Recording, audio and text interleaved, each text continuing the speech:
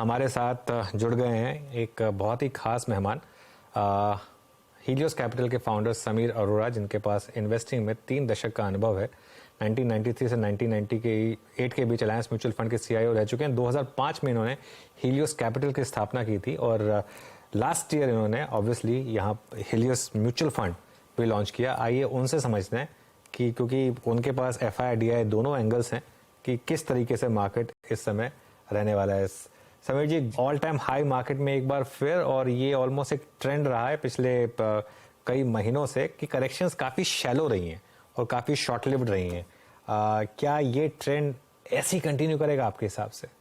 तो एक्चुअली जब मार्केट पहली बार ऑल टाइम हाई पहुंचती है तो नॉर्मली कई महीनों तक चल सकती है, बिकॉज एकदम जाके तो रुक नहीं सकती। तो एवरी टाइम वो पिछले पॉइंट को क्रॉस करेगी तो लगेगा कि एक नया रिकॉर्ड हो गया है।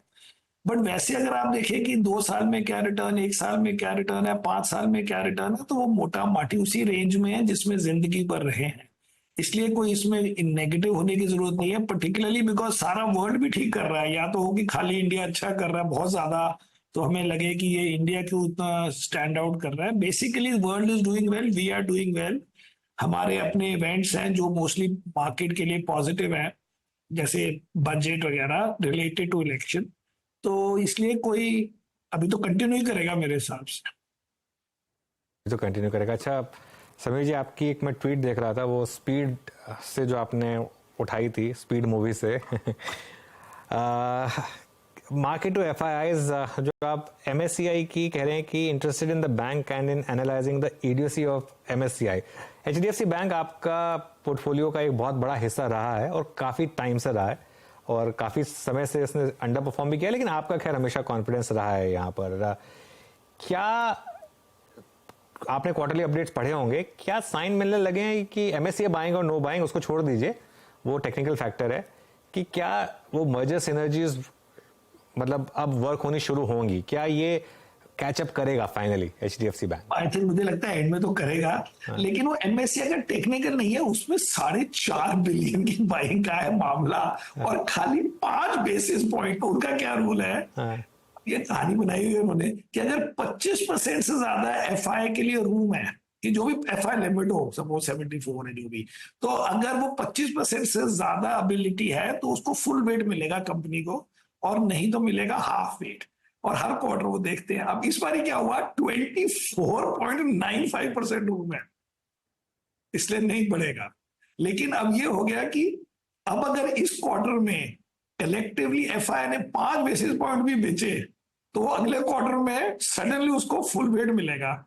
और अगर उन्होंने नहीं बेचे तो चलता रहेगा, भाई ठीक है, इसका मतलब नहीं बेच रहे हैं। So it's a good thing to know broadly कि अगर आपने अब बेचा then the room will increase and therefore it will come into the index. Index में आने से जो इंडेक्स के जो ईटीएफ वगैरह है, उनके हिसाब से खाली उनकी बाइंग इज वर्थ 4.8 बिलियन। तो it's a good thing to have at the back of the mind.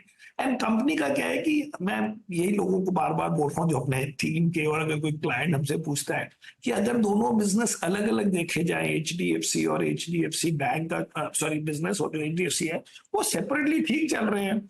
अब वो कंबाइन होने से लगता है कि अरे जी मार्जिन कम हो गई, तो उसका सोल्यूशन तो टाइम से होगा। लेकिन ये नहीं है कि लास्ट 6 महीने या 12 महीने में आपने एक बिजनेस को डिस्ट्रॉय कर दिया है जिसके लिए कंबाइंड मार्केट कैप कम हो गई है। इट इज बिकॉज मार्केट कहती है कंबाइंड नंबर बड़े कम लग रहे हैं, लेकिन वो दोनों बिजनेस अपने अपने चलते थे। एंड उसमें जो भी इंप्रूवमेंट हुई है वो सिनर्जी होगी। एक तो replacement of bonds with CASA, and second जो कोई क्रॉस सेलिंग होगी वो से, लेकिन वो इतनी डिटेल अभी इसमें नहीं थी टू बी एबल टू से इट। बट उसमें नेगेटिव क्या हो सकता है, वो दोनों बिजनेस चल रहे हैं अलग अलग तरीके से। इट इज जस्ट कि अब हम उसको कंबाइंड देखते हैं तो बुरा लग रहा था लोगों को। वो जब 4 महीने 3 महीने 2 महीने अगर स्टॉक चलेगा तो लोग कहेंगे बड़ा अच्छा है। ओके, बिल्कुल। खैर अब देखते हैं किस तरीके के अपडेट्स आते हैं यहाँ पर। समीर